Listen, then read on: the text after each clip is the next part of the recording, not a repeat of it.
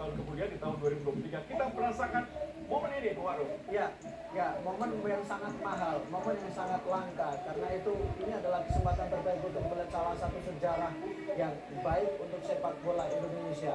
Dan Indonesia layak mendapatkan itu dengan setelah semua yang dirasakan dengan kondisi sepak bola Indonesia.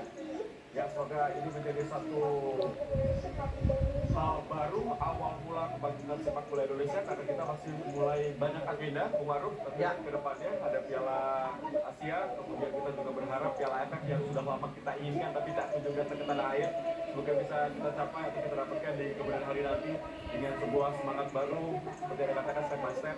Satu hal, barrier pertama sudah berhasil dipenuhi, berikutnya ada step kedua. Betul, dan itu yang paling penting. Jadi barrier itu akan menjadi salah satu, seperti orang bilang bahwa kadang ketika bicara di level yang lebih tinggi, mentalitas juara itu sangat penting.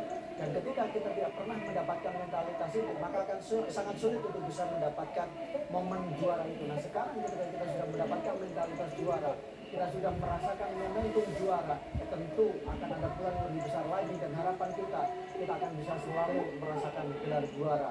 Ya, saya apresiasi untuk seluruh pemain dan pelatihnya. Tapi kalau mulai memilih dari kacamata Anda, pemain mana yang pantas dijadikan pemain yang paling stabil, paling konsisten sejak awal SEA Games hingga partai final?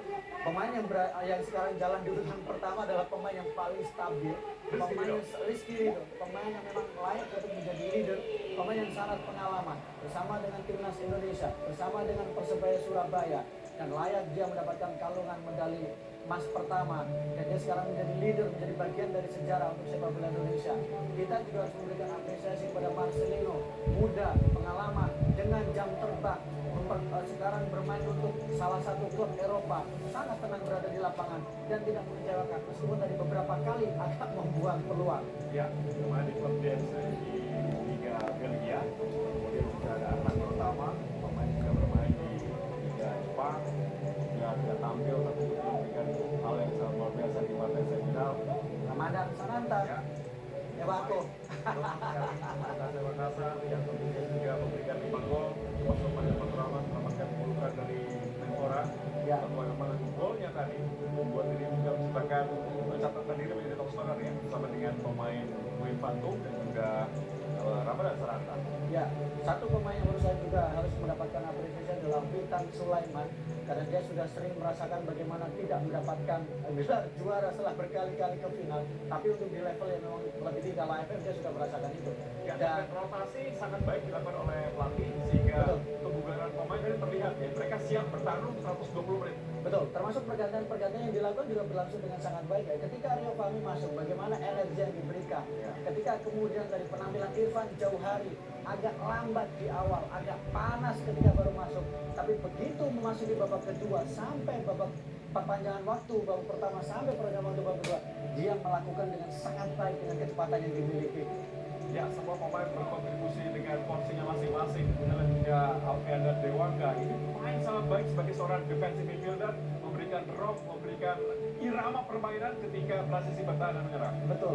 Salah satu yang menurut saya agak menonjol adalah kemampuan dia ketika dia bisa bermain dalam beberapa posisi. Orang awalnya memprediksi bahwa Dewangga dari bermain di sisi kiri menggantikan posisi dari Arhan, tapi justru Coach Indra Safri mengambil keputusan lain, memasukkan pemain yang minim pengalaman untuk tampil di laga final, Haikal, dan ternyata Haikal awal-awal sempat agak gugup, awal-awal sempat beberapa kali kecolongan, tapi pelan-pelan dia bisa beradaptasi. Bima Sakti, kita tahu bagaimana dia bersama dengan timnas U16 ya, mendapatkan gelar juara, legenda sepak bola Indonesia. Kurniawan yang tadi diulang-ulang oleh Bung Hadi Ahai Gunawan, sekarang dia merasakan gelar juara dari kursi pelatih. Coach Yayan Tumena. Betul. Kita lihat memang ini kinerja kerjasama ya dari para mantan Primavera. Ada di belakang Coach Indra Safri berhasil memberikan motivasi dan tentunya sebuah hal positif.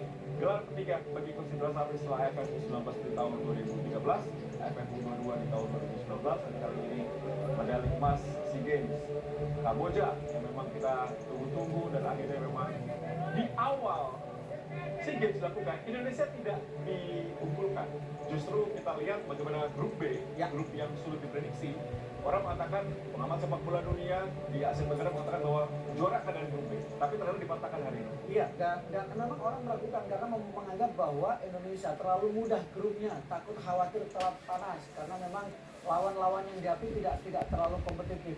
Tapi begitu berhasil mengalahkan Vietnam, maka prediksi itu mulai bisa terpatahkan. Ya, baik pemirsa, kita dengarkan lagu kebangsaan Indonesia Raya di Olympic Stadium Phnom Penh di malam hari.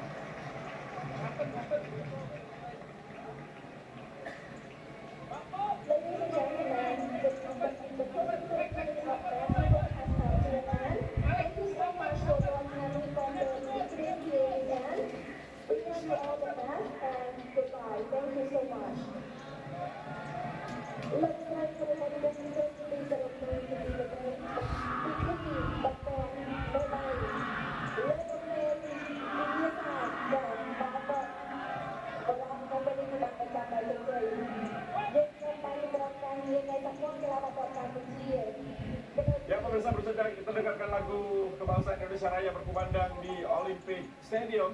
Sebuah momen yang ditunggu-tunggu oleh seluruh pecinta sepak bola Indonesia. Sekali lagi terima kasih untuk tim U22 Indonesia yang berhasil memberikan medali emas untuk Indonesia di cabang olahraga sepak bola putra. Komentar Anda Bung Baru.